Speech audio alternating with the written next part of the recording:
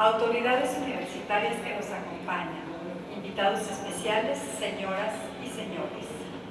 La Cátedra Latinoamericana Julio Cortázar, fundada por los escritores Gabriel García Márquez y Carlos Fuentes, celebra este 2024 sus 30 años de existencia.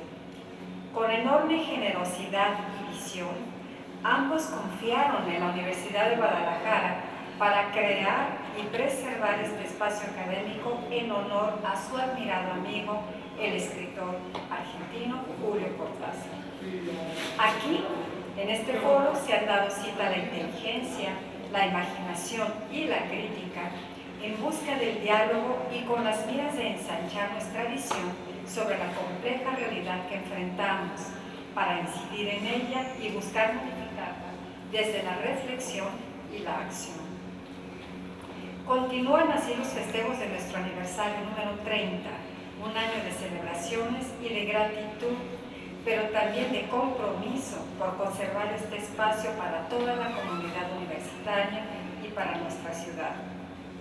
En nombre de las autoridades del Centro Universitario de Ciencias Sociales y Humanidades, sede de esta cátedra, tengo el honor de dar una muy cordial bienvenida al doctor Joaquín Barrio. Él es arqueólogo y restaurador español, director del Servicio de Conservación, Restauración y Análisis Científicos del Patrimonio Arqueológico de la Universidad Autónoma de Madrid. Él dictará la conferencia magistral Más allá de nuestros ojos, ciencia y tecnología en la conservación y restauración del patrimonio arqueológico. La semblanza de nuestro invitado correrá a cargo del doctor Óscar Blanco Alonso. Él es director de la División de Ciencias Básicas del Centro Universitario de Ciencias Exactas e Ingenierías de nuestra Universidad de Guadalajara, a quien agradezco la hospitalidad esta tarde para nuestra cátedra. Y, por favor, doctor Óscar Blanco, para hacer la semblanza de nuestro invitado. Muchas gracias. Muchas gracias, doctora Dulce.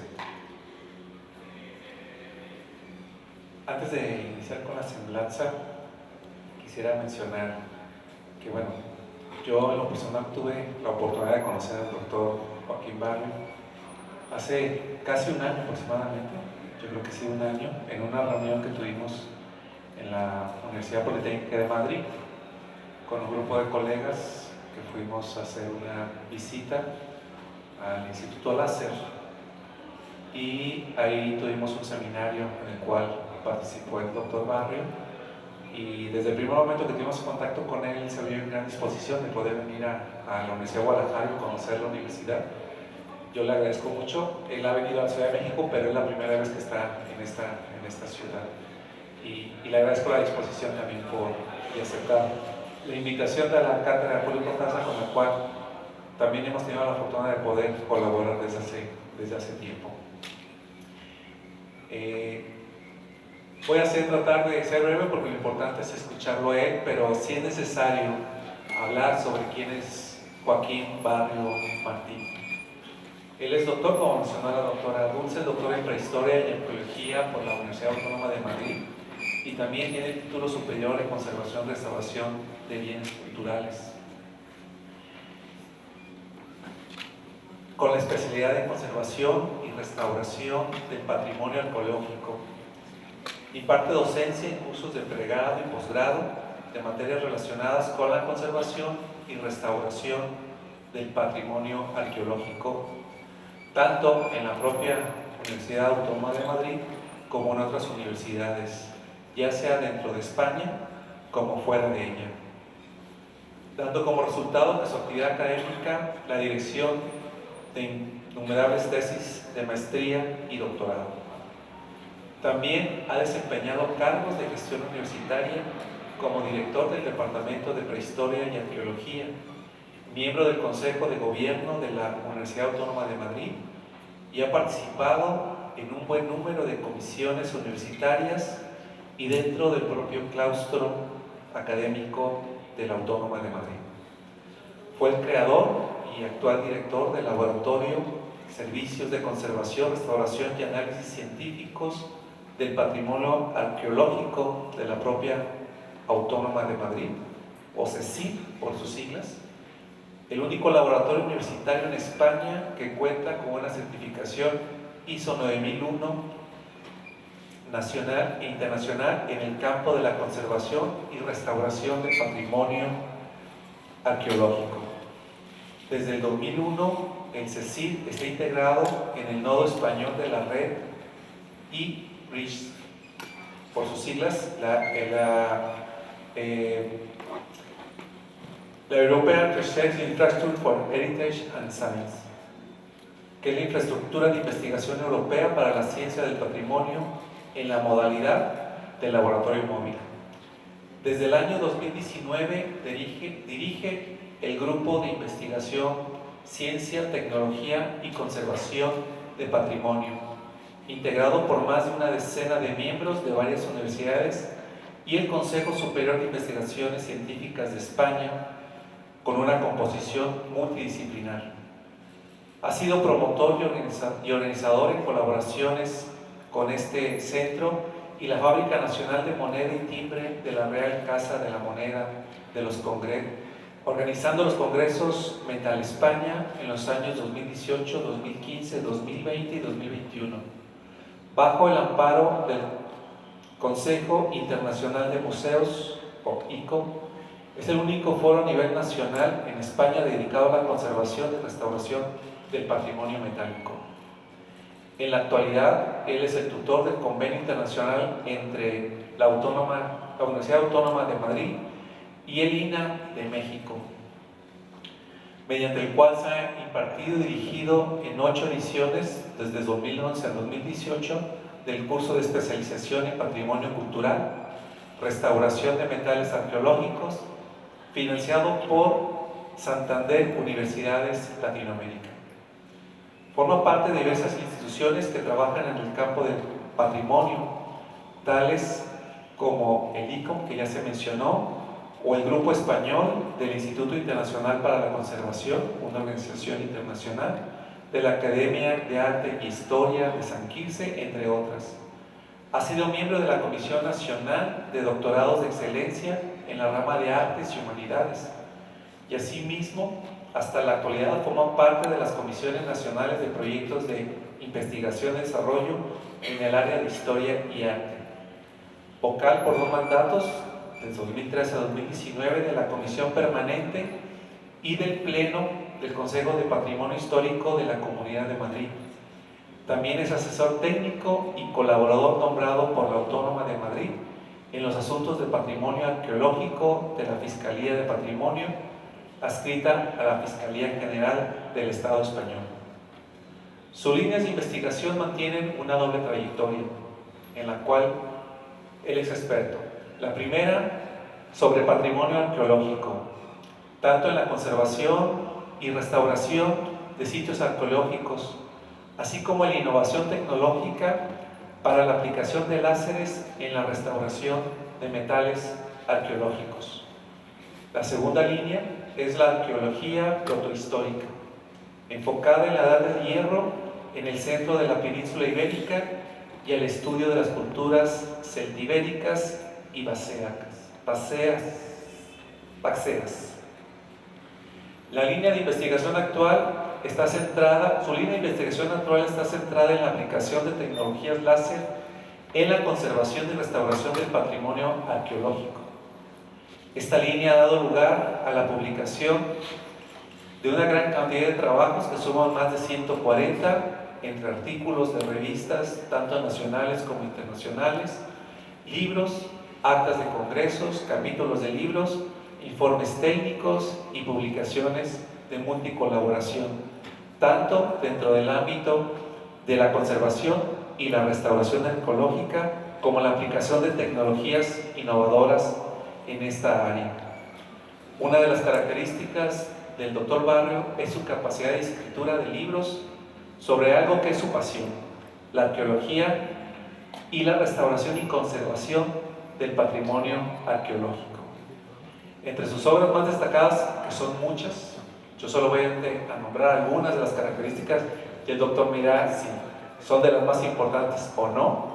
la primera campaña arqueológica en el Castillo Viejo de Manzanares, el Real, la necrópolis de la dehesa de Ayllón, en el marco de la formación del mundo celtibérico en tierras orientales de la cuenca del Duero, más allá de nuestros ojos, investigación y restauración de la cerámica romana del siglo XXI, experiencias en el CECID de la UAM, los inicios de la restauración de mosaicos arqueológicos de España, análisis a partir de 2 obras del Museo Arqueológico Nacional procedentes de Duratón en Segovia,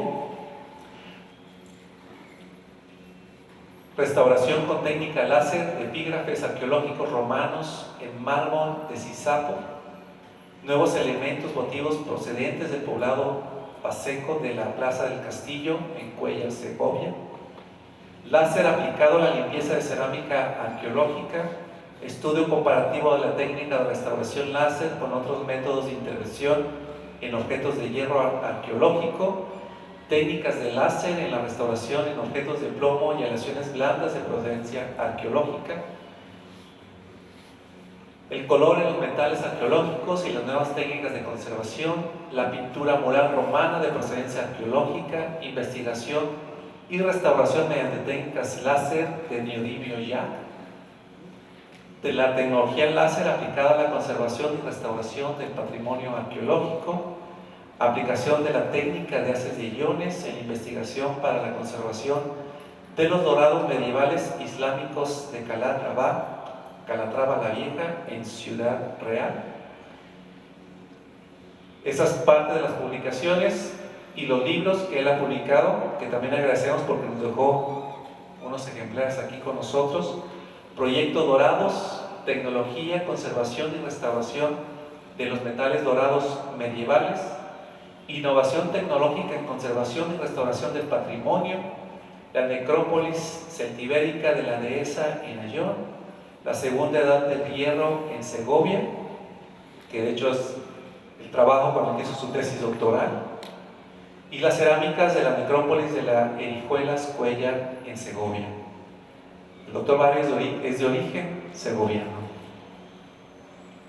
Demos una calurosa bienvenida a este segoviano, Joaquín Barrio, ganador en 2023 del Premio de Restauración del Grupo Español del Instituto Internacional de Conservación para el Arte y la Historia. Recibamos con un fuerte aplauso.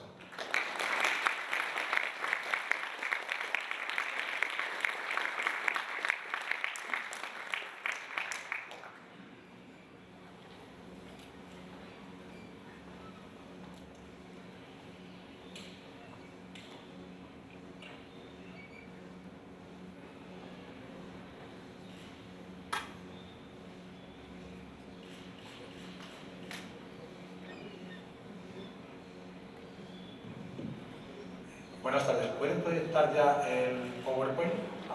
Perfecto.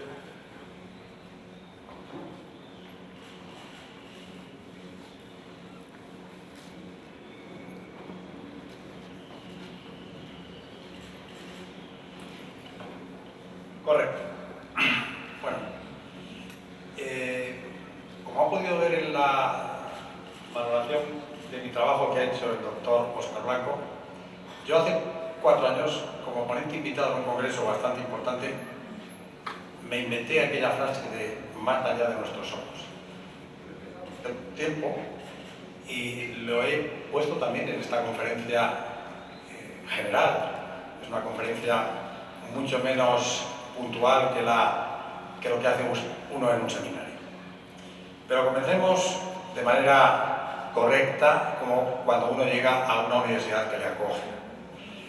Mi mayor agradecimiento a la cátedra, evidentemente, por su invitación, a la doctora Zúñiga, por estar presente y poder estar presente en las aulas de una universidad americana que no conozco muchos países americanos, latinoamericanos, pero nunca había venido a la Universidad de Guadalajara. Ha sido para mí un honor como catedrático, arqueólogo y restaurador estar aquí y aportar mi conocimiento y experiencia en un ámbito, el patrimonio cultural, en el que la sociedad se muestra cada vez más interesada y sensible. Por lo que he visto en el currículum de la propia cátedra, creo que soy el primer catedrático de una universidad como la UAM invitado a esta cátedra, por lo que también se lo agradezco en nombre de la institución. Tuve ocasión de hablar con la rectora, Amaia Mendicoechea, hace no muchos días, por otro asunto, no por este, y hablamos de ello. Y me transmitió, como le he hecho al rector, los saludos de la propia institución. Cuando a uno le invitan de paso a la institución en la que él ha desarrollado el trabajo. Y evidentemente a la vuelta, porque ya me dijo, mándame alguna fotografía, se la mandaré cuando vuelva a Madrid o antes de mi estancia en esta universidad, donde este año tengo un alumno que ha venido de intercambio y que para mí está siendo una estancia enormemente grata. Bueno, en la actualidad, ¿qué concepción tenemos de la conservación y la restauración? Pues la que se tiene al día de hoy, en la mejor línea, es la de un campo multidisciplinar que engloba a muchos profesionales de diferentes formaciones, con ópticas y objetivos básicos distintos, con metodologías propias y específicas, pero donde todos tienen como finalidad principal el cuidado del patrimonio. Y dando respuesta a cuestiones principales. ¿Cómo reconocer mejor el objeto arqueológico para intervenirlo correctamente? ¿Y cómo hacer que llegue a la sociedad actual? Y especialmente a las sociedades del futuro, a generaciones posteriores. Esa es nuestra gran misión, a que nos acompañamos de nuestro conocimiento y de otras científicas importantes.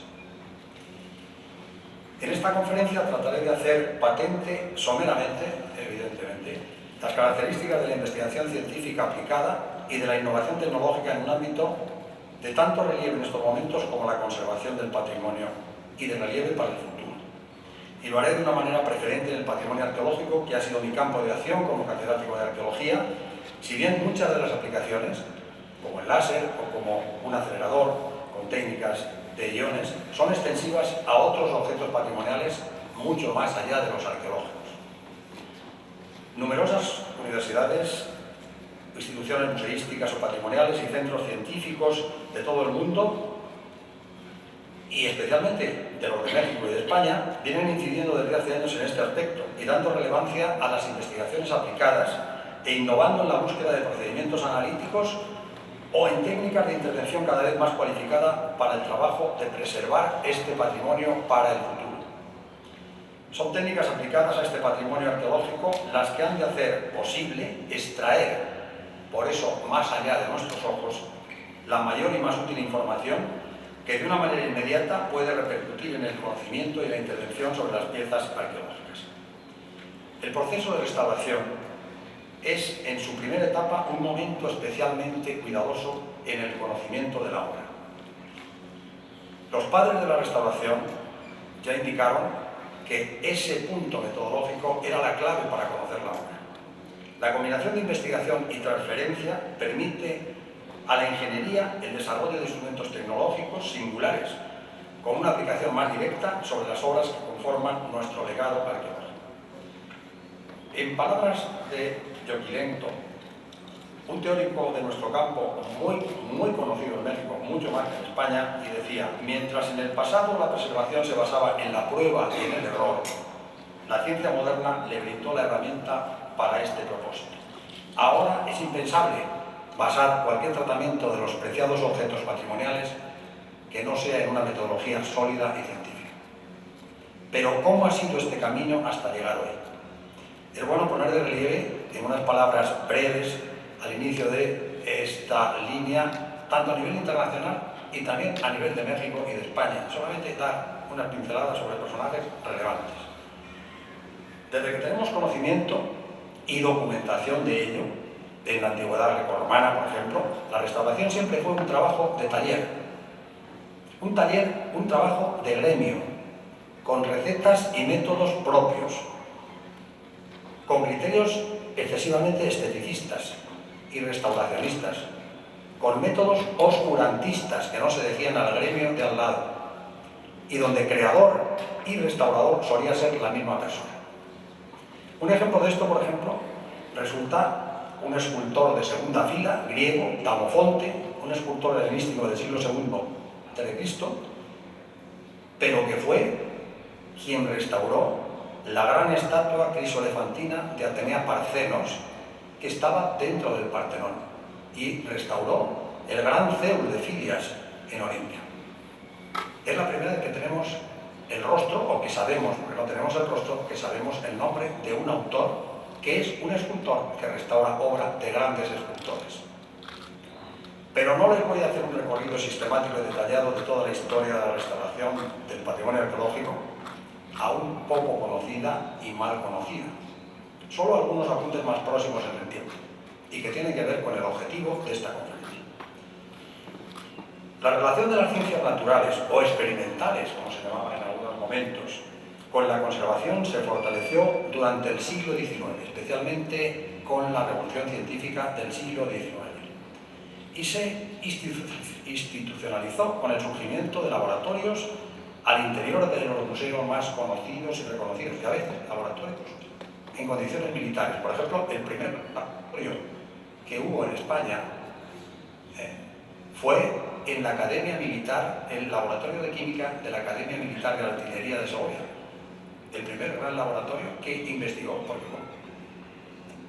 es el que pudo hacer estas investigaciones y luego fue un catedrático en la Sorbona. Los museos a inicios del siglo XX se comportaban y concebían como una institución cultural de corte nacionalista, pero que ganaron responsabilidades y aglutinaron actividades relacionadas con los objetos considerados como herencia cultural, lo que los ingleses llaman cultural heritage, y nosotros también en nuestra palabra tan perfecta, herencia cultural. Portadores de identidad, pero también abordaron la introducción de personas provenientes de campos científicos experimentales, de químicos, electroquímicos, que eran siempre grandes amantes de las obras de arte y de la arqueología. Hasta bien entrado el siglo XX no vamos a asistir al nacimiento de la restauración y la conservación científica. Le pongo esta imagen porque la Carta de Atenas, son fotografías aproximadamente de 1931 y alguna anterior, la Carta de Atenas de 1931, previa a la Segunda Guerra Mundial, es el punto de partida. Se hizo como una conferencia internacional para la conservación del patrimonio histórico arquitectónico y promovida por ingenieros, arquitectos. Pero fue una importantísima iniciativa europeísta promovida por el Consejo Internacional de Museos, de la Sociedad de Naciones, entonces de la Sociedad de Naciones, donde tuvieron la oportunidad de participar profesionales de diversos campos, historiadores del arte, arqueólogos, arquitectos técnicos, algún científico, arquitectos. Por ejemplo, yo no conozco también la representación mexicana, pero la representación española durante la Segunda República fueron los más destacados. Leopoldo Torres Balbás, un arqueólogo que fue el gran restaurador de la Alhambra, Modesto López Otero, Francisco Javier Sánchez Cantón, a la sazón en ese momento subdirector del Museo del Prado, que desgraciadamente, pasada la guerra, fueron apartados de sus funciones. ¿Qué podemos destacar brevemente de esta carta? Primero, que es el documento internacional iniciático donde se recogen principios y normas generales sobre la restauración y la conservación a partir de las grandes teorías casi reconciliables de fines del siglo XIX y principios del siglo XX. Tuvo una enorme repercusión científica.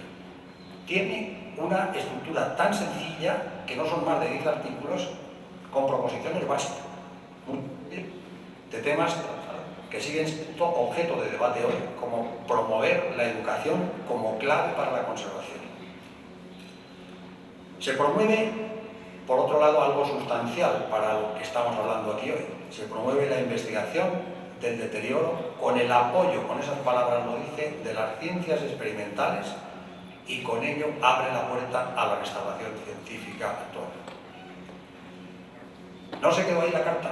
Una carta tan breve tuvo una repercusión tan importante que sus artículos pasaron en muchos casos de manera literal a las leyes de patrimonio de los diferentes países europeos del entorno, la ley española del tesoro artístico de la Segunda República en 1933, la ley belga de 1931, la ley italiana conocida como la ley de Mussolini en 1939, y por tanto sentó las bases de la restauración moderna frente al caos de teorías científicas vigentes en el siglo XIX.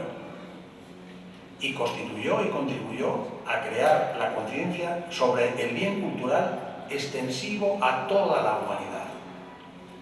Y por tanto es el punto de arranque de muchos movimientos internacionales en favor de la conservación, y especialmente de aquel que tiene que ver con la colaboración de numerosos profesionales dentro del mismo ámbito para llevar a cabo de una manera multidisciplinar una nueva tarea en la conservación desde el punto de vista científico.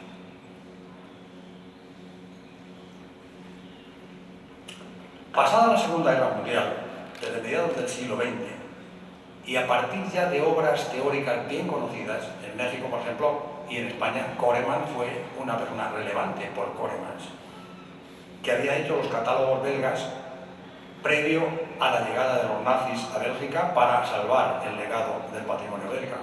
De Rosenberg, un gran químico, Mary Jensen, Plenderley, Oregon, Madeleine Holt, o en nuestro país, a partir de alguna conferencia o texto académico del creador del ICROA, el profesor Graciliano Nieto, fundador del primigenio ICROA. En ese momento ya quedó bien de manifiesto que la investigación de nuestro patrimonio contaba con el apoyo y la colaboración indiscutible de las ciencias y tecnologías aplicadas. Un apoyo que se hacía extensivo a todo lo que se relacionaba con la conservación y restauración del patrimonio entonces histórico-artístico, en las palabras del momento, hoy diríamos el patrimonio cultural, y más tímidamente al patrimonio arqueológico. Fue el último que se enganchó a esta corriente. En este sentido, restauradores y científicos no solo compartimos responsabilidades, sino que desde distintos ámbitos compartimos una visión multidisciplinar como única capaz de avanzar en nuestros conocimientos sobre cómo intervenir en los objetos arqueológicos en los ya bien avanzados 20 años del siglo XXI. Tomando como punto de partida estas fechas, quiero traer a consideración una figura mexicana no muy conocida por mí hace tiempo, pero hoy que me parece relevante. Y que tiene una relevancia extraordinaria para el futuro de la conservación y la tuvo a nivel mundial.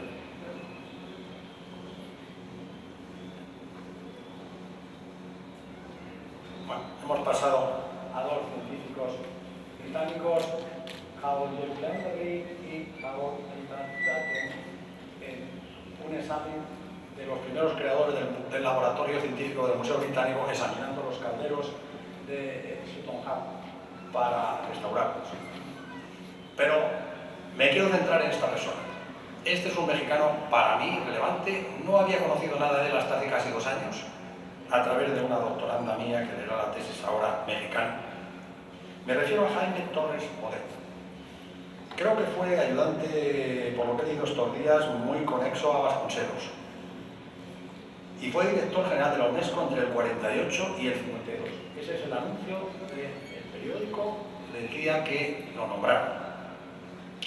Había sido secretario de Educación Pública durante el sexenio del presidente Manuel Ávila Camacho, y al concluir de nuevo en la UNESCO volvió al frente de la SED hasta del 58 al 64.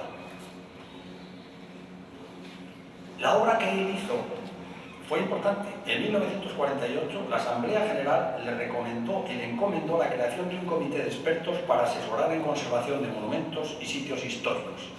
Y en octubre del año siguiente se reunieron este grupo de expertos para discutir más a detalle la iniciativa. Según consta en el informe técnico que Torres Bodet entregó al Consejo Consultivo de la UNESCO, se trataba de conformar un comité internacional de expertos sobre monumentos históricos y artísticos, así como el establecimiento de un fondo internacional para la preservación de estos monumentos, además de la necesidad de que la UNESCO organizara misiones de expertos para auxiliar a sus Estados miembros y los mecanismos que se podrían echar a andar para promover la protección y la recuperación de objetos de valor cultural en el caso de conflictos armados. No olvidemos que Europa estaba prácticamente derruida y los grandes museos igual.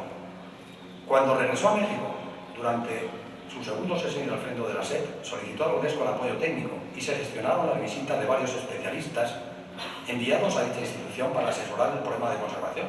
Por ejemplo, fue la primera misión de conservación de las pinturas murales de Bonampak, y la creación de un centro regional para la capacitación de recursos humanos para la formación de restauradores y científicos, con vinculación clara entre el Gobierno de México y la UNESCO, que en ese momento era bastante fuerte y muy directa.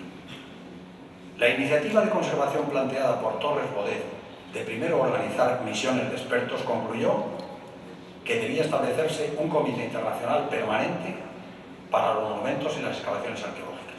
Este órgano de carácter técnico debía reunir a especialistas de campos diversos, invitados por la reputación internacional sin importar su nacionalidad, para trabajar de manera estrecha. Y como consecuencia, en 1950 se estableció dicho órgano colegiado con la finalidad de aconsejar en conservación, investigación, protección, restauración de obras. Se le conoce con el nombre, el acrónimo de ACM, que es un comité de conservación y protección a nivel mundial. En este equipo interdisciplinario se planteaba la presencia de especialistas de muy diferentes áreas: arquitectos, urbanistas, arqueólogos, historiadores, especialistas en laboratorios de diversos países. México sí estuvo en este gran comité, pero España no estuvo porque estaba en plena dictadura, cuando 30 años antes había estado en la línea principal de la conservación científica. Torres Bodet también fue el impulsor del establecimiento de los centros regionales para la educación fundamental, como una de las acciones singulares de la UNESCO para la protección del patrimonio. Y a partir de esta iniciativa se crearon en los centros regionales de conservación. Este tipo de proyectos incluyó la capacitación para la conservación y restauración de bienes culturales, así como para especialistas de laboratorio y trabajadores de museos en diferentes partes del mundo. Fue un hombre muy visionario y no solo se quedó en su país, sino que, como buen director general de la UNESCO, lo extendió a aquellos lugares donde realmente era necesario. Finalmente, su iniciativa, que no siempre las iniciativas de los cargos salen adelante, fue aprobada de manera unánime en la 12 Conferencia General de la UNESCO en 1962 y fue el germen que mucho antes había puesto Torres Bodet y que había partido la iniciativa y empeño suya y que se llevó a cabo. Otra figura destacable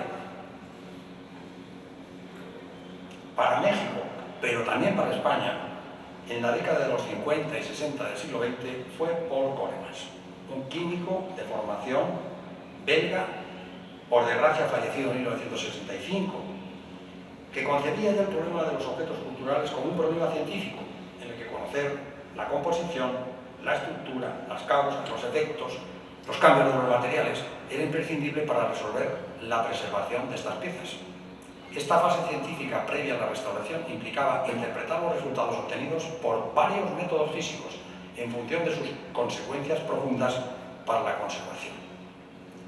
Este contraste y comparación de resultados por vías y técnicas distintas, desde una perspectiva multidisciplinar, era una aportación y ha sido una aportación suya que a la postre ha resultado imprescindible hoy. Otro elemento que Paul Coremans enfatizó como rasgo científico de la disciplina fue la comunicación para el científico y el conservador. Y les menciono a Paul Coremans porque fue tan importante para México como después para España. Quizá para otros países europeos no, para nosotros, mexicanos y españoles, fue trascendental. Tarea que a falta de una formación especializada, en su opinión, requería el tiempo y la disposición de ambos para transitar a la fase científica, porque cualquier labor de conservación debía basarse en el conocimiento de las causas y los efectos de los cambios de los materiales. Eso que los químicos franceses del siglo XIX, a veces químicos militares, ya habían previsto. Promovía que los restauradores con la formación precisa lograran una comprensión científica de los procesos de alteración y poder actuar sobre ellos en lugar de constatar solo los efectos sin eliminar o al menos reducir las causas de la degradación.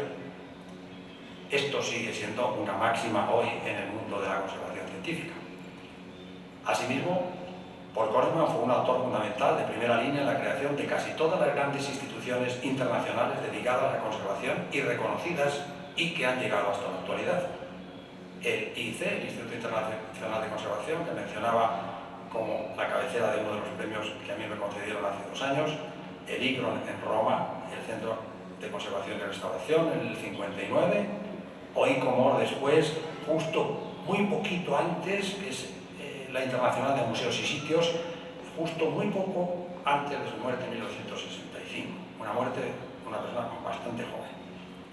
Y por supuesto, fue clave en los centros de restauración de México y de España. Permítanme que me refiera ahora a esta institución española, que tanto paralelo tuvo en su nacimiento con el centro creado antes en la Ciudad de México. Ya en la década de los años 40, pocos años después de terminar la Guerra Civil, que terminó en el 39 en España, Julio Martínez Santaolalla, a la sazón el comisario general de excavaciones arqueológicas, en el balance que hacía de las labores de esta comisaría, que dirigió pocos años después de la Guerra Civil, expresaba la urgencia de crear un centro con un laboratorio central en el que intervinieran las piezas. Pero no cuajó en los años 40 y no sabemos la razón. Quizá por dinero o quizá por la autarquía del país. Pocos años después, la figura clave, no muy reconocida, fue el entonces director general de Bellas Artes, el profesor Gratiniano Nieto Gallo, que fue catedrático de la Universidad Autónoma, creador del departamento donde yo soy catedrático, rector de la Universidad Autónoma, el segundo rector, y gran impulsor de la restauración científica en España.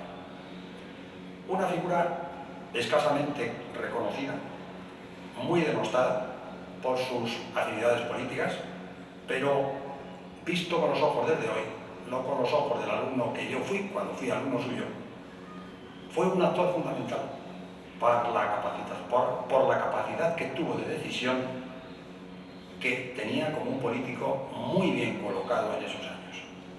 Logró impulsar la creación de un espacio centralizado para dotarlo separado de los museos, de los grandes museos nacionales, del Prado, del Museo Arqueológico Nacional, etcétera, del Museo Nacional de Cataluña. Y lo hizo para impulsar la creación de un espacio centralizado y para dotarlo de los medios más modernos de investigación y estudio de los bienes culturales. La creación del Instituto Central de Restauración de España fue en 1961 y entre sus cometidos estaban, en el punto E, la realización de análisis científicos, físicos, químicos, bacteriológicos que sean necesarios para conocer la constitución de los objetos y obras de arte, arqueología y etnología que deban de ser restaurados y para determinar el tratamiento adecuado en cada caso. Por tanto, dotarse de laboratorios que implantasen esta restauración científica en España. En la constitución y mejora del ICCR, el Instituto de Conservación, después llamado a los pocos años ICROA, una de las grandes lacras muchas veces de los españoles ha sido cambiar cada 4 años de nombre lo mismo. Y hoy se llama IPCE y se ha llamado con 5 o 6 nombres. Es lo mismo. Pero hemos cometido esos errores casi siempre. Pero en la creación y constitución del ICR, también Paul Koreman fue decisivo y tuvo una implicación enormemente activa, casi pareja a la de México. Había venido a España en ocasiones anteriores por algún congreso, concretamente en el año 59, sobre restauración monumental celebrado en Madrid, auspiciado por la UNESCO, del que pues él era un colaborador casi perpetuo de la UNESCO. Aunque su trabajo estaba en el IRPA en Bruselas, era un colaborador perpetuo de la UNESCO y hizo montones de informes. De la misma manera que después a un congreso de ICON en el 61. Pero volvió a Madrid del 6 al 26 de octubre de 1963, comisionado por la UNESCO con la misión de estudiar y fomentar el programa de conservación de bienes culturales de España y preparar un gran proyecto de laboratorio nacional en el recién creado Instituto de Conservación Central. Consiguió incluso que este instituto español contara con financiación de la UNESCO. Hace poco he revisado yo la documentación en el archivo, incluso la cantidad de dinero en dólares que se le adjudicaron. Sin eso no se hubiera montado el laboratorio. En esta visita también visitó de nuevo Ripoll con José María Cabrera, otra persona de gran conexión entre Gratiniano Nieto y Paul Koreman, del que era amigo personal. Químico del ICR, encargado técnico de la compleja restauración, una persona que todavía vive, y mano derecha de Gratignano como químico. Él había venido desde Suiza como químico de Ciba-Geigy porque era amante del patrimonio y aceptó el cargo de venirse a España en los años 60, nada muy grato, todavía en el final de la dictadura, y hacerse cargo de los laboratorios centrales del instituto. Existe una interesantísima documentación escrita del gran impulsor de todo eso, que fue Gratignano Nieto. Se puede consultar en los archivos del IRPA y del Instituto del Patrimonio Nacional de España, y que siempre fue la solicitud que hizo a Koreman para que realizase además un informe donde Koreman le dijera qué propuestas de mejora y reestructuración podía tener el centro recién creado. Me voy a tomar la licencia de enseñarles una fotografía de los alumnos de un curso, creo que del 83, con Gratignano Nieto a la derecha, abajo. Y yo soy eso. Esta persona que está aquí ha sido la premiada con el Premio Nacional de Restauración este año, Ana Laborde. Fuimos un grupo de alumnos, los que me han precedido esta mañana, y hemos visto la investigación del Turuñuelo. Este es Sebastián Celestino, y somos todo el grupo en el curso final. Y es una fotografía que me ha previsto otro catedrático que le sucedió a él en la cátedra del Departamento de Arqueología, y que me ha venido a dar, bueno, tómenlo como un paréntesis, pero realmente es una fotografía muy emocionante para los que hemos sido alumnos de él. Tomando estos autores como pioneros más conocidos, se ha puesto de manifiesto que la conservación arqueológica de las obras no cambiaban solas por el quehacer de los talleres de los siglos pasados, sino a la búsqueda de una mejor evaluación, interpretación y resolución de los problemas de deterioro que planteaban y que planeaban sobre el futuro de muchos restos materiales.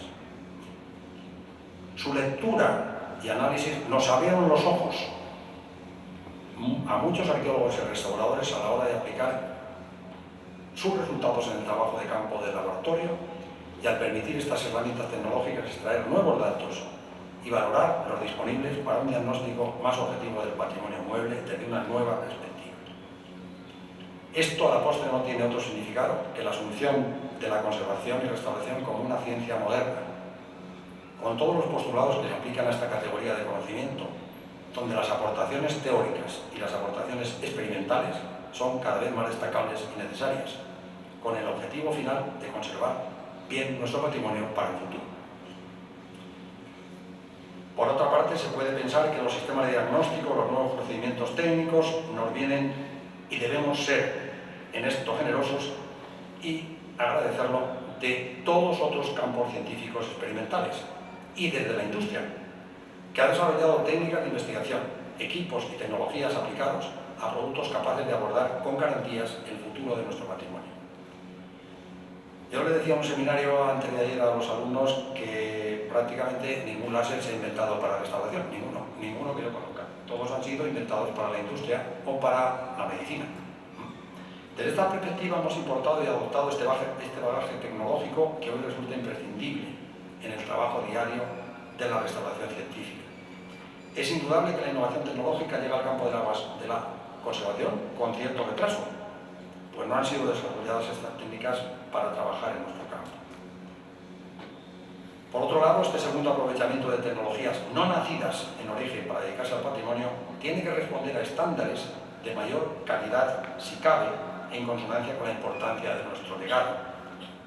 Sin embargo, no debemos olvidar que la transferencia de estos métodos de análisis o de las técnicas de trabajo desde un campo matriz en la industria o en otro área científica para el que fueron desarrolladas hasta el nuestro, que es el patrimonio, ha llevado y llevará la obligación de practicar nuevas experiencias, ajustes en el método de trabajo, ajustes en los equipos y sobre todo la evaluación de los resultados finales. De este modo, en bastantes casos asistimos a un proceso de adaptación lento y a un tiempo de aplicabilidad largo, que a la postre garantice el aprovechamiento más beneficioso en este campo.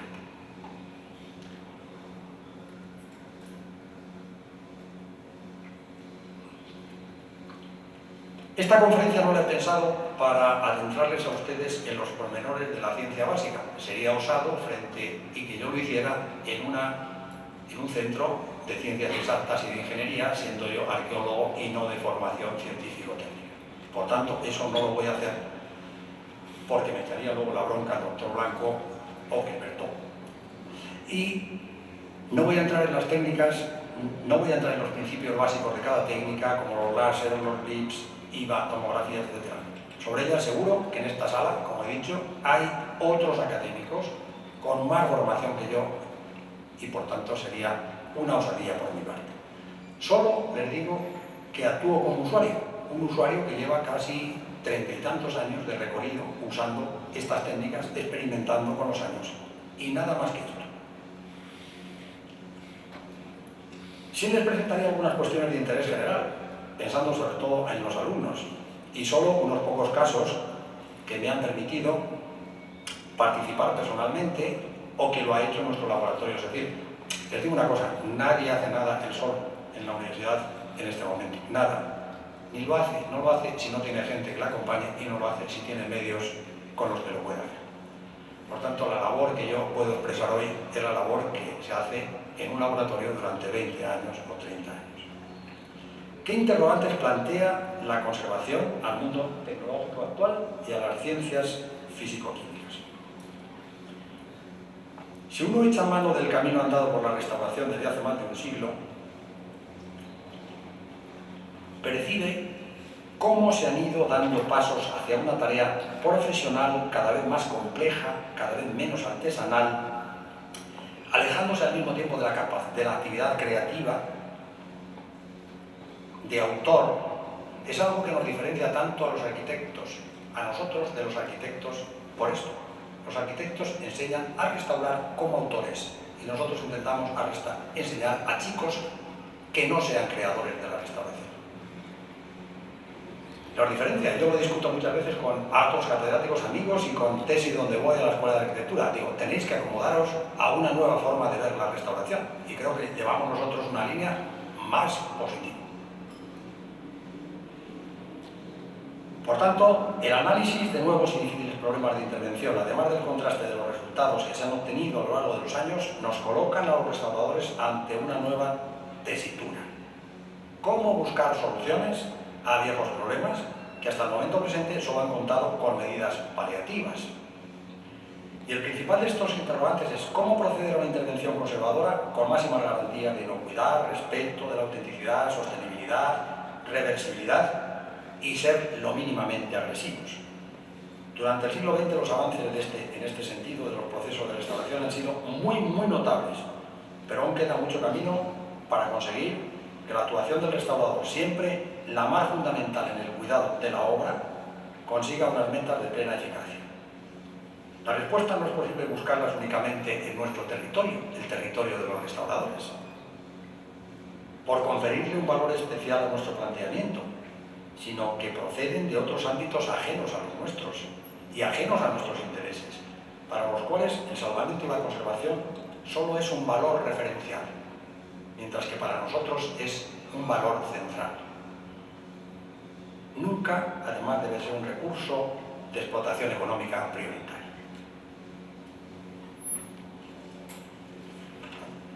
¿Qué campos de la investigación necesitan respuestas?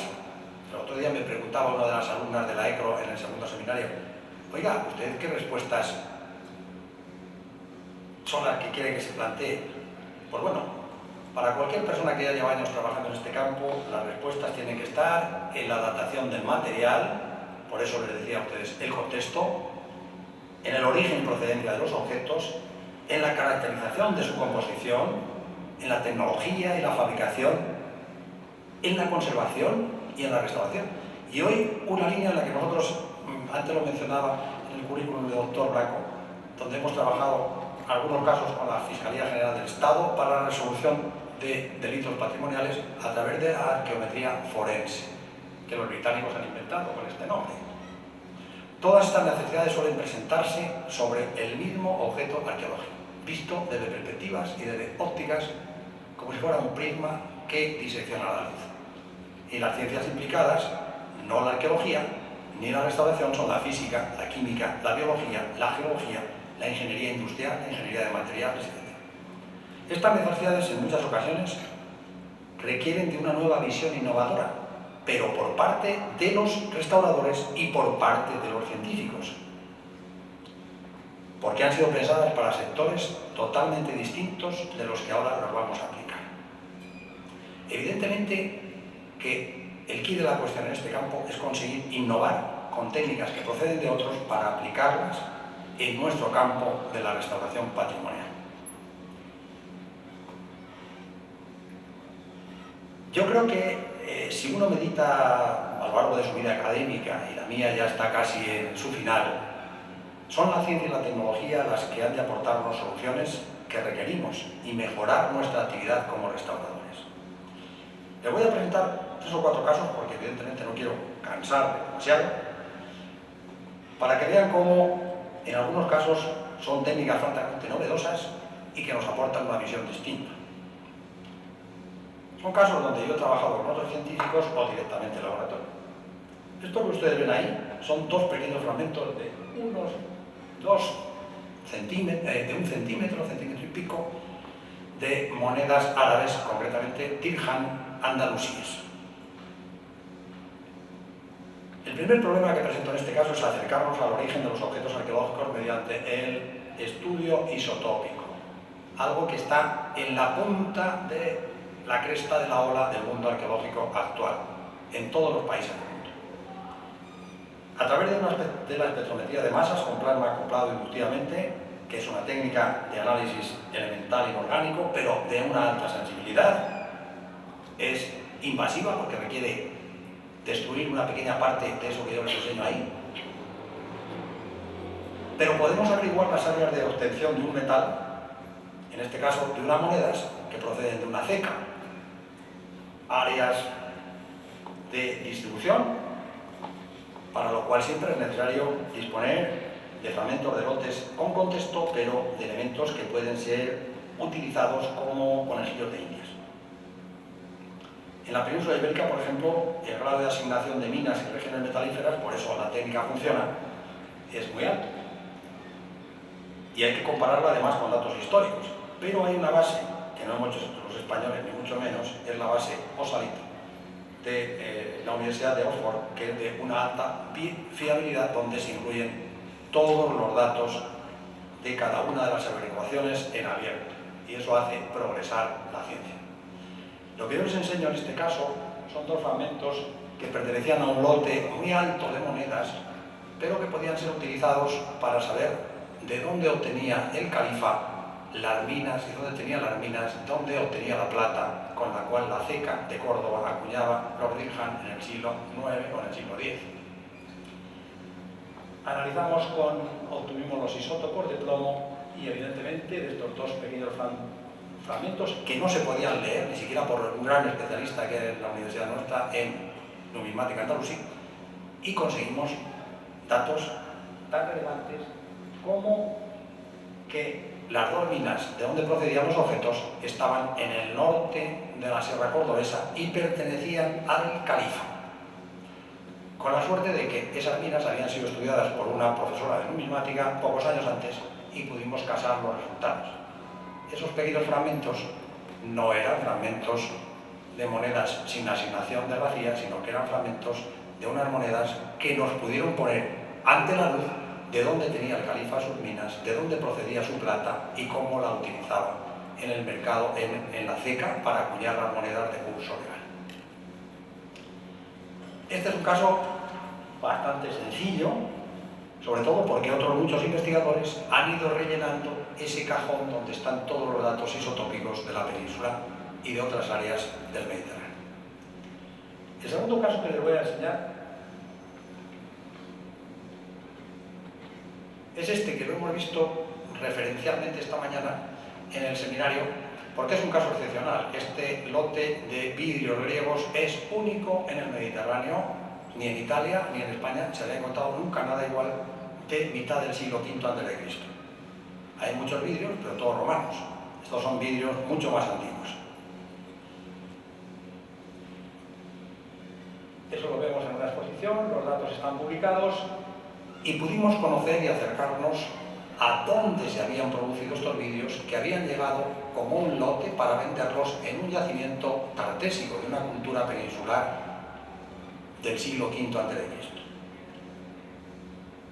Se hicieron análisis por diferentes materiales, con lo cual la técnica nos permitió conocer, por un lado, la composición, por otro lado, el deterioro del vidrio, por otro lado, sus problemas de corrosión superficial y, por otro lado, cómo pudimos acertar, conocer también su origen.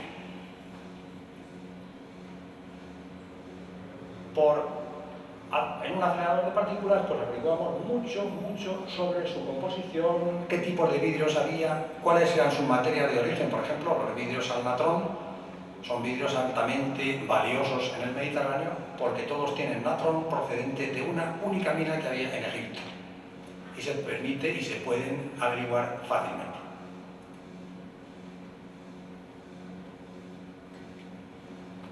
Aquí lo ven.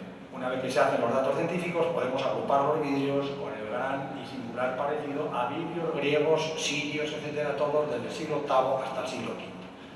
Pero eso es lo que se averigua, lo que se ve más allá de nuestros ojos en el campo de la composición. El siguiente campo es el campo de los isótopos.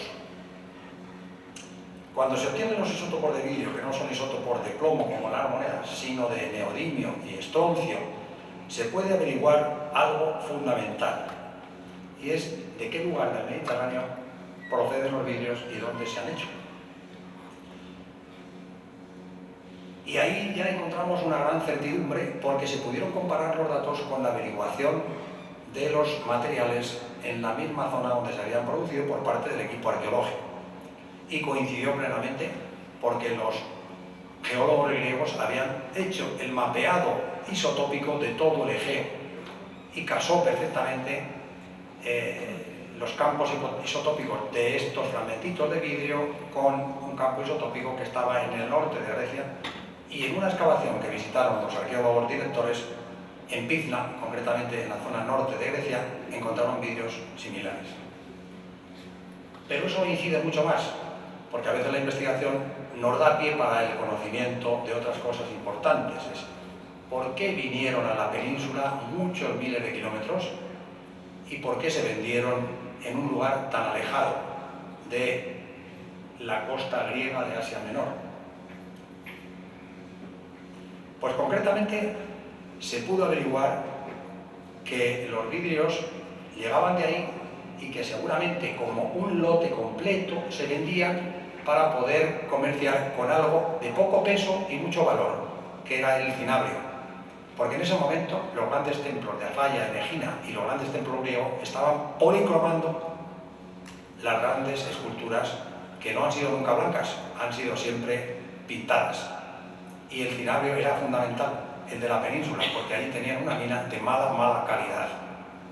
Y por tanto, ese fue el motivo para el comercio griego en un punto determinado tan alejado del Mediterráneo, en un pequeño santuario palacial donde intercambiaban con el gran jefe del linaje todos estos vidrios a cambio de algo de poco peso que se podía llevar a Grecia sin un gran impedimento, como era el cinabrio. El tercer caso que les presento tiene que ver con la datación. Esta es una técnica enormemente novedosa que han desarrollado un profesor alemán, Fritz Soll, y un profesor español, Antonio Domenech Carbó, que tiene que ver con la datación de las piezas de oro mediante técnicas electroquímicas. Por el momento ningún arqueólogo hayamos accedido nunca a la datación absoluta de piezas, ni de oro ni de otro material. Es una técnica conocida como técnica de voltamperometría de partículas, en el acrónimo PIM, y pertenece a un grupo de técnicas electroquímicas que aborda el problema de la datación de metales, que nunca ha tenido una técnica dispuesta, y especialmente para el oro y los metales nobles. Por una razón: todos los museos del mundo están llenos de piezas falsas o mal catalogadas de oro. Todos los museos del mundo. Porque son hallazgos muy antiguos y en ocasiones copias que se han hecho a lo largo del siglo XVIII y del siglo XIX. Y se basa yo aquí no voy a ser explícito porque no soy quien ha inventado la técnica, en medir la oxidación micrométrica en aquellas fracturas mediante el proceso térmico que ha sufrido el oro a la hora de que el material se ha estirado o se ha configurado. Es evidente que es una técnica que todavía tiene que tener un mayor recorrido de la serie analítica, pero tiene ventajas relevantes que no tenían ninguna otra. Es totalmente inocua para tomar una muestra porque se toma con una mina de grafito encima de la superficie del oro y se limpia después con una gotita de agua o de acetona. Esas micropartículas de oro que se quedan en la mina de grafito son estudiadas y a través de ellas se puede saber la datación del oro con bastante afinidad. Y eso ya es mucho en el campo de la conservación, porque si tú dices a un director del museo, dame una pieza de oro, pero vamos a cortar un trocito, no hay ningún análisis que se pueda hacer. Por tanto, esa ventaja, ¿qué es lo que podía resolver y puede resolver? Pues primero, piezas de difícil datación, piezas descontextualizadas, y por tanto nos acerca a un campo totalmente nuevo de los procesos de datación de los metales.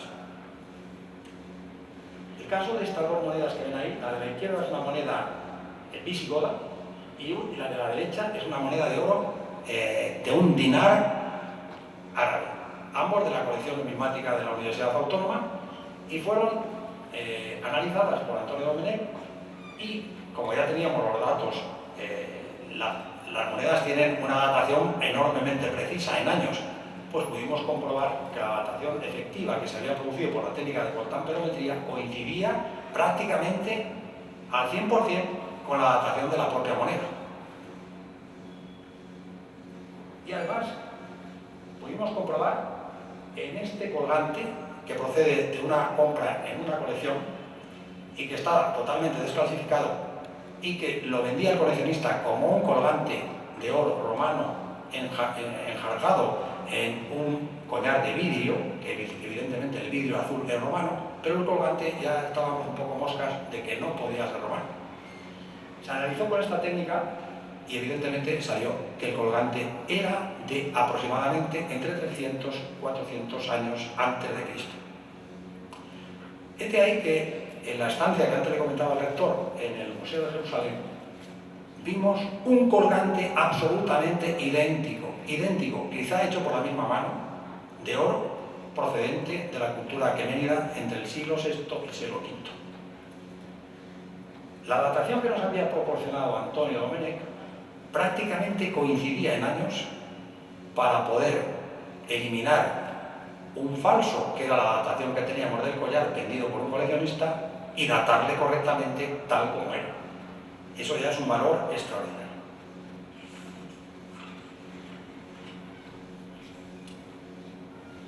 Como antes les decía, la ciencia tiene que buscar respuestas, es un poco más deprisa, para el diagnóstico, los tratamientos eficaces, tiene que tener dispositivos de control y sistemas correctores de los parámetros ambientales, donde les incidían los alumnos en la conservación preventiva, y tiene una serie de áreas de incidencia, que son tecnologías de equipamiento de análisis, tecnologías de intervención restauradora, técnica de evaluación de la conservación preventiva,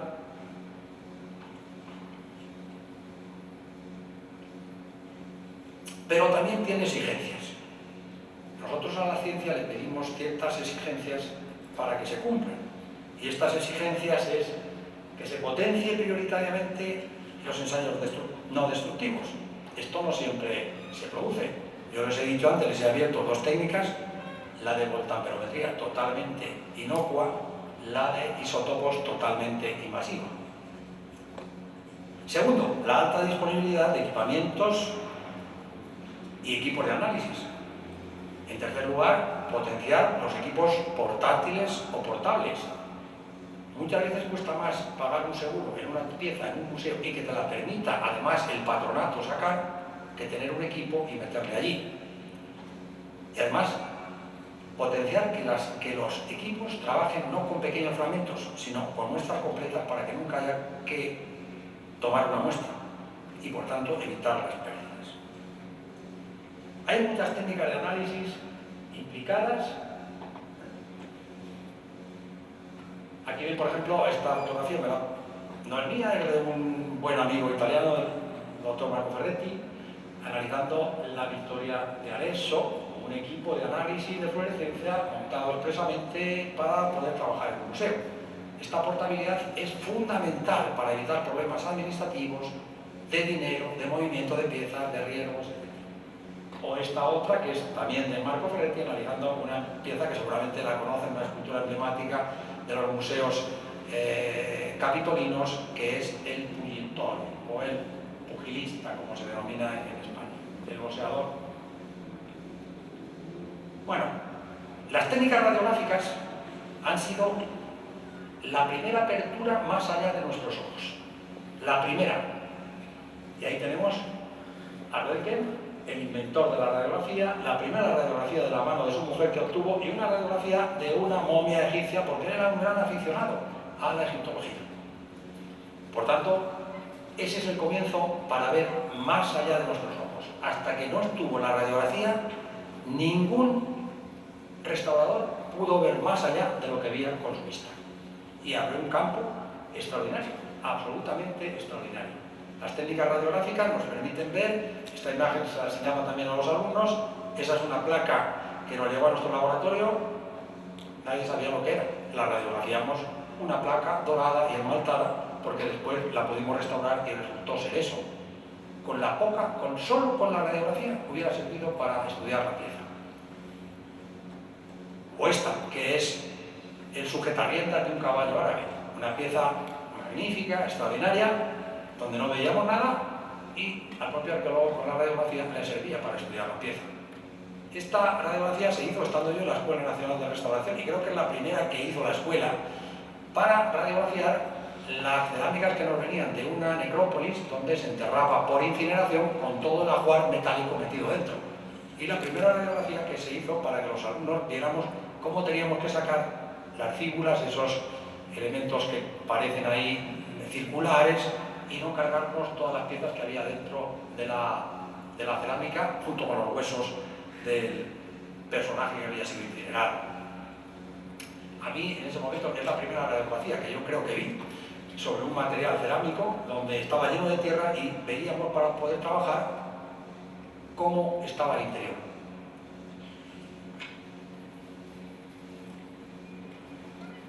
Después la radiografía ha mejorado enormemente con las técnicas tomográficas.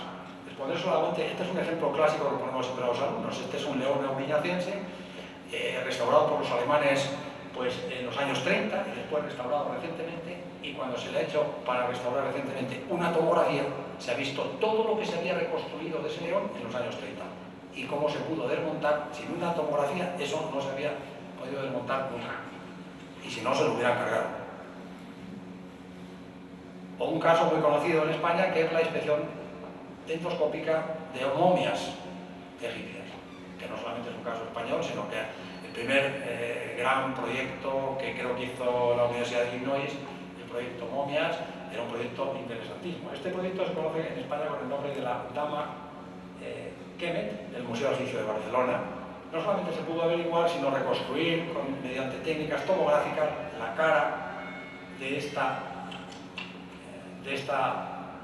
dama egipcia, que es del patrimonio del museo. Incluso ver cómo habían perdido una raedera los sacerdotes en el interior del abdomen, o sea, todo eso sin tener que tocar la momia, ni hacer nada, ni desmontarla. No como en los primeros años, cuando se localizaron momias, lo primero que se hacía es quitar los hilados de la momia y a ver quién lo montaba luego después. Esta es la reconstrucción. Hoy sería mejor, esto ya de hace unos años, y hoy sería todavía un trabajo que se podría hacer mucho mejor, porque las técnicas de reconstrucción facial, a través incluso de la IA, permiten una reconstrucción casi perfecta.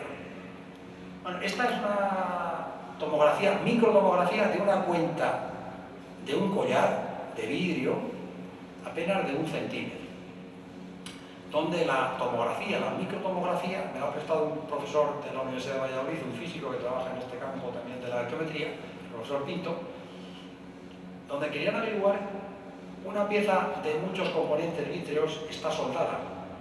Y el problema de la conservación de los diferentes elementos estriba en cómo está fundido esa parte al núcleo.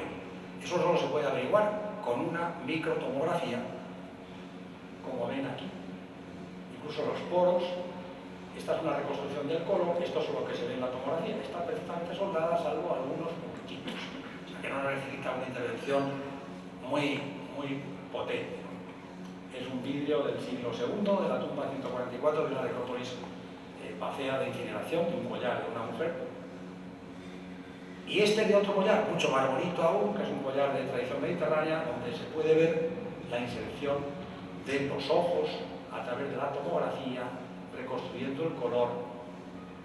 Porque si hay, ese es un colgante de unos 2 centímetros aproximadamente, si hay un problema de conservación del colgante, eso nos permite saber hasta dónde llega, más allá de lo que se puede ver. Tú lo puedes meter en un binocular, pero nunca vas a ver nada más que el vidrio por fuera.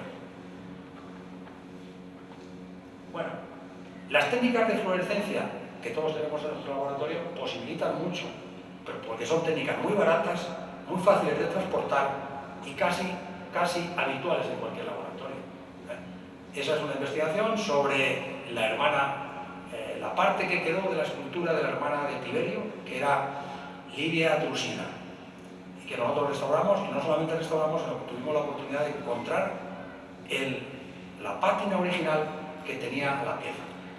Ese fragmento de pie corresponde con una escultura encontrada perfectamente íntegra en Pompeya y que era clavado y además coincidía porque con su hermano Tiberio estaba en una escultura al lado a caballo. Por tanto, estas técnicas nos permiten acercarnos siendo las más sencillas. Les pongo la técnica más sencilla, más barata, y la técnica más compleja, que es tener un acelerador de partículas como el que tiene nuestra universidad, que tiene una línea, la más pequeña, dedicada al patrimonio. Esto es, analizando unos collares árabes, ¿qué posibilita esta técnica? Porque ese hangar es el doble de grande o el triple que esta sala, igual de alto. Es un acelerador de partículas de un gran costo económico, pero que nos permite cosas. Primero, es totalmente inocuo, puedes meter una escultura igual de grande que el hangar para poderlo medir. Eso no lo puede meter en ningún otro equipo. Y puede analizar lo más nimio, por ejemplo, una moneda de 1 centímetro o otro material. Y tiene una gran versatilidad, porque cada vez que hace un análisis de iones, puede analizar con 3 técnicas o 4 diferentes el mismo punto de análisis. Y con una gran sensibilidad. Permite una penetración 3 o 4 veces mayor que en fluorescencia y, por tanto, pues es una técnica muy a tener en cuenta. Nosotros la utilizamos para piezas muy relevantes, como esta placa de cinturón de león esmaltada, para conocer el esmalte, conocer los puntos de deterioro. En RBS podíamos conocer incluso el espesor que tiene el dorado que habían hecho los artesanos judíos.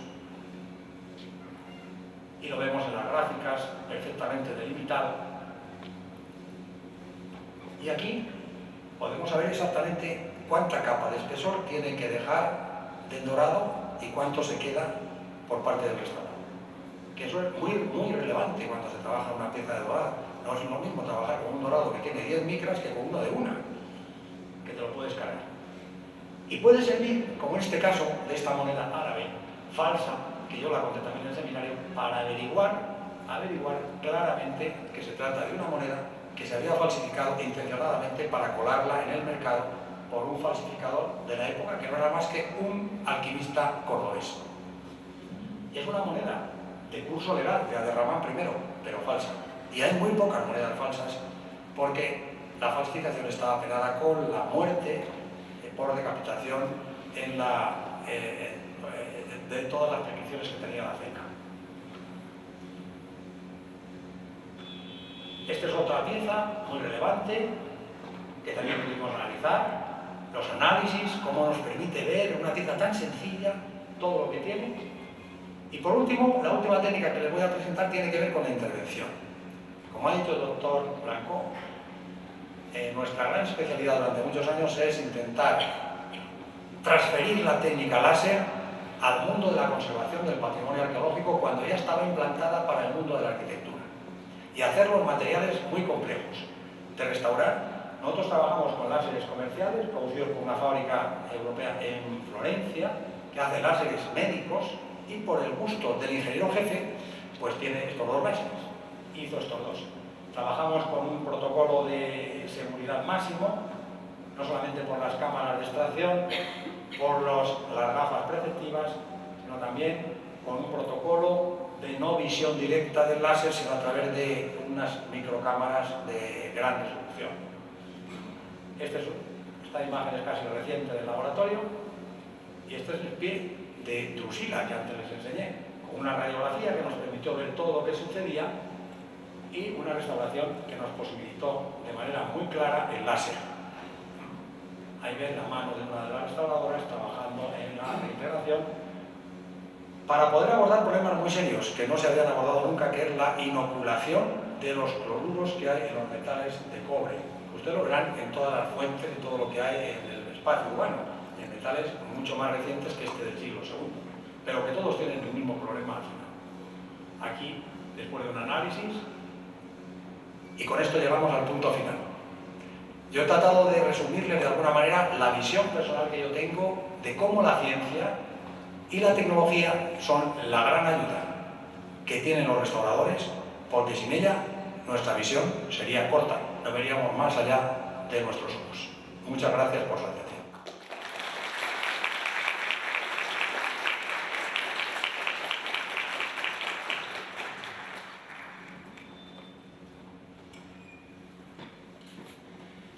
Muchas gracias, doctor Barrio, por esta interesante plática. Yo quiero comentar una cosa. Para mí el doctor es una especie rara de científico. Su formación es de arqueólogo, de conservacionista del patrimonio, pero también tiene muchos conocimientos de física y de química. Entonces es este interesante híbrido entre ciencia y arte que a veces es difícil de comprender, ¿sí? Entonces, muchísimas gracias, doctor, por esta interesante plática. Gracias por estar aquí en la Universidad de Guadalajara, en el Centro Universitario y en la Cátedra Julio Cortázar. Esperamos que sea la primera de muchas otras ocasiones que esté con nosotros. Bueno, muchas gracias a todos. Reitero el agradecimiento de la institución Universidad Autónoma en nombre de la rectora, a la doctora Zúñiga, y el traslado también que lo he hecho para el rector general de la universidad. Y yo pues estoy encantado de estar aquí. Mi oficio es enseñar, hablando, trabajando en un laboratorio y haciendo que los alumnos comprendan que el futuro es un futuro de hermanamiento y cada vez de potenciación entre la ciencia y la tecnología, y el trabajo con el cuidado de las obras, que siempre es un trabajo que tiene tanto de emoción como de ciencia y de tecnología. Muchas gracias. Muchas gracias, doctor Joaquín Barrio, por estas interesantes lecciones, esta simbiosis entre ciencia y arte, tan necesarias para la preservación del patrimonio histórico. Muchas gracias por su labor y muchas gracias también, doctor Oscar Blanco, por recibirnos aquí nuevamente, y al Centro Universitario de Ciencias Exactas e Ingenierías y a todos ustedes. Y seguimos con la celebración de los 30 años de la Cátedra Julio Cortázar. Vamos a tener una mesa muy interesante, literaria, el día martes 15 a las 12 del día en el Conjunto de Arte Santander, en la sala 2. A las 12 del día, invitados todos. Y a seguir celebrando. Muchas gracias.